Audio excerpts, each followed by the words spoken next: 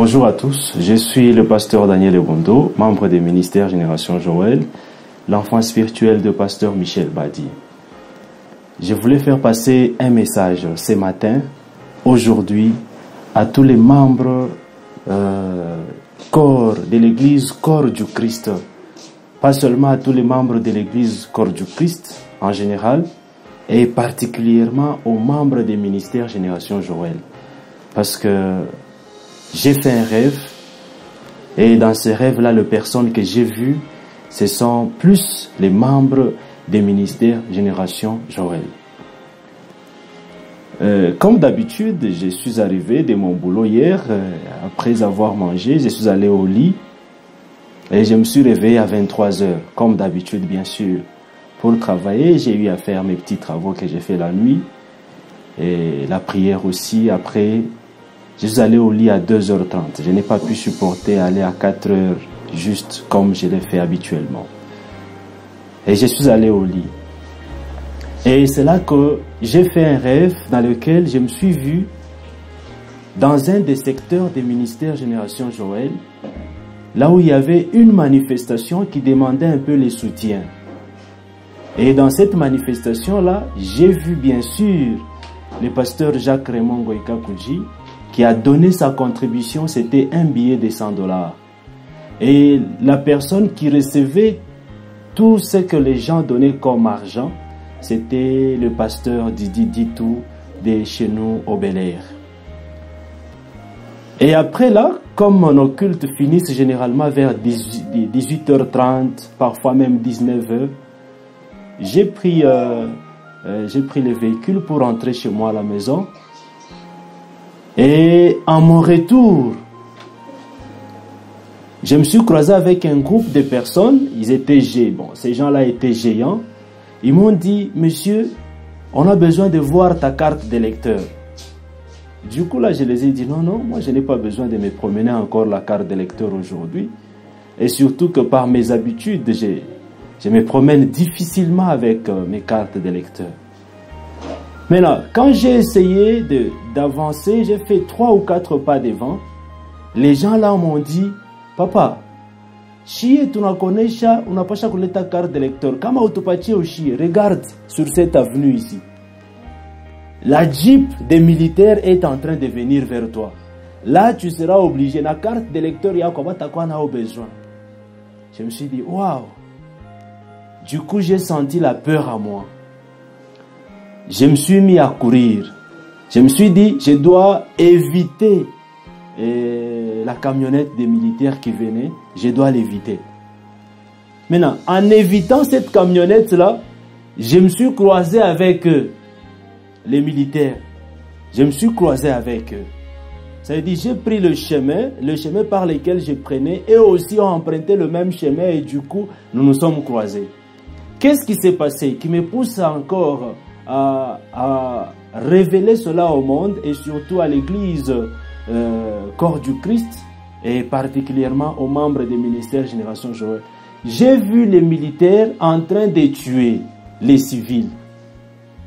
Mais du coup, j'ai vu d'autres civils qui passaient autour des militaires, à côté des militaires, sans que ces civils-là ne soient inquiétés par les militaires. Je me suis dit, qu'est-ce qu'il y a au juste? Je me suis arrêté à côté d'une maman qui vendait ses affaires là-bas. Je me suis arrêté un peu. J'observais cela et je réfléchissais aussi comment fuir. Et l'un des militaires s'est approché de moi. Après avoir tué 3 ou 4 personnes là sur place, et il vient vers moi. Papa, wenaona shimama nini hapa? C'était en Swahili. Du coup, dans ma pensée, je me suis dit, oh, je viens de l'église, je suis chrétien. Et en plus, j'ai fixé le regard derrière le militaire. J'ai vu une église peinte de couleurs blanches et bleues.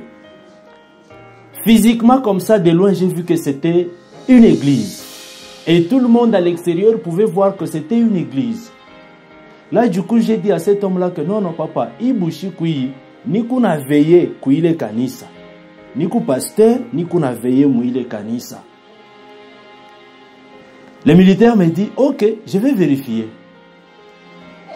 Il essaye de tuer d'autres personnes et d'autres encore autour de lui qui ne faisaient que passer librement, faire leurs affaires comme si rien n'était. Mais les gens tombaient là-bas, les gens, il les tuait. C'était compliqué. Et au fond de moi, je sentais cette peur-là. Mais je me dis, je suis chrétien, pourquoi je peux avoir la peur ici?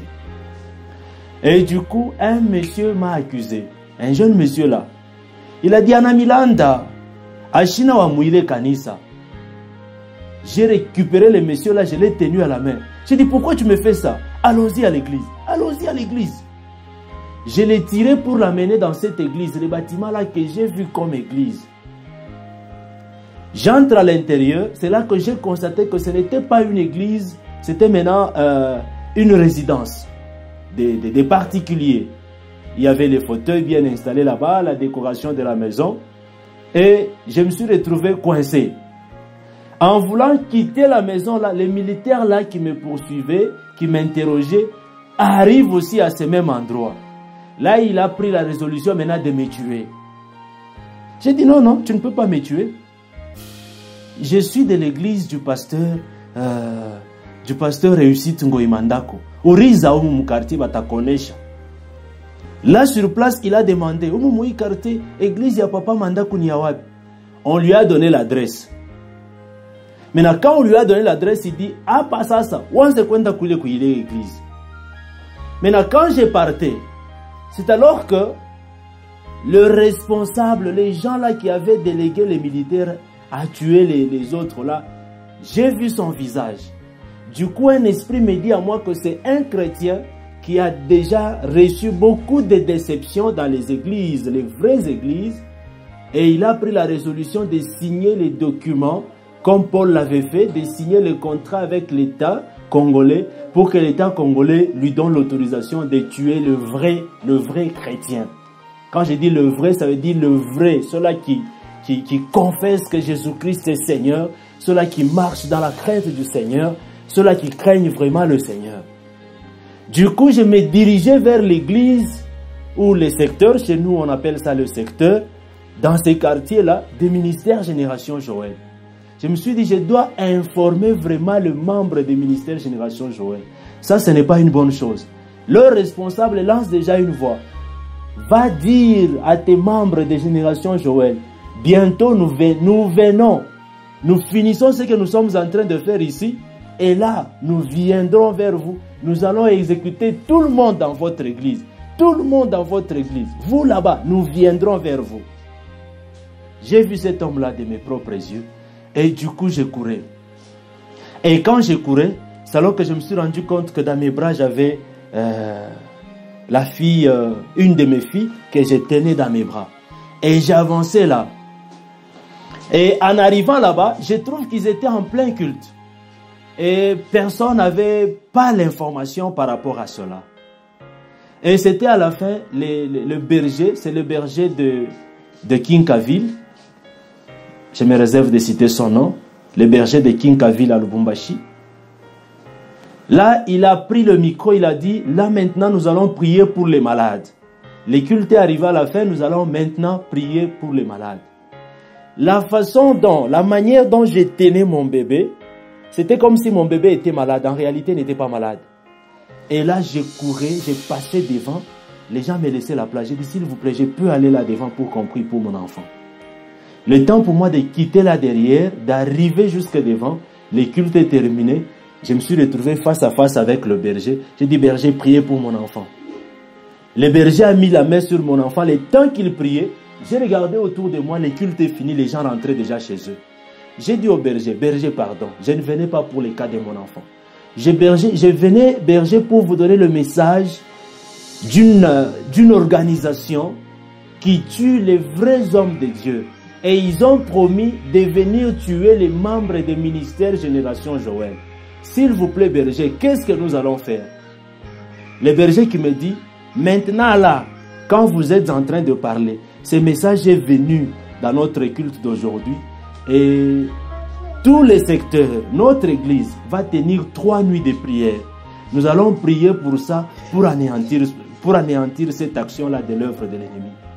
J'ai demandé au berger, bon, berger, là je suis obligé de rentrer chez moi à la maison, voir comment protéger ma famille, voir comment veiller sur ma famille. S'il faut que moi et ma famille, nous venons aussi veiller ici, nous viendrons. Mais je pars d'abord voir ma famille. Laissez-moi aller dans ma famille. Et le berger me demande, est-ce que je peux avoir votre numéro de téléphone? Au lieu de lui donner tous les 10 chiffres, je lui ai donné juste 4 chiffres. Parce que j'avais trop peur. J'avais vraiment trop peur de ce que je voyais, de ce qui allait arriver à l'église. Il dit non, ce n'est pas ça votre numéro, je vais vous contacter pour autre chose. J'ai dit alors, comme vous venez de me donner un agent de sécurité pour m'accompagner, c'est à lui que je vais donner mon numéro. Et écrivez-moi sur WhatsApp. Et du coup, quand je sortais là, je me suis réveillé. Et quand je me suis réveillé, j'ai eu à faire au moins 5 minutes de méditation avant que mon réveil de 5 heures juste ne puisse sonner ou retentir. Voilà, bien-aimé dans le Seigneur, moi en tant qu'enfant de Dieu, je refuse que cette histoire arrive à tout vrai chrétien. Déjà là, quand je suis en train de vous parler, je sens dans mon esprit que le monde des ténèbres est en train de s'organiser pour tuer le vrai et laisser les faux dominer dans ce monde. Que le Saint-Esprit nous soutienne. Partout que vous entendrez ce message ici, essayez de le véhiculer à tous les membres de l'Église corps du Christ en général et en particulier aux membres du ministère Génération Joël. Que le Seigneur Jésus-Christ vous bénisse abondamment.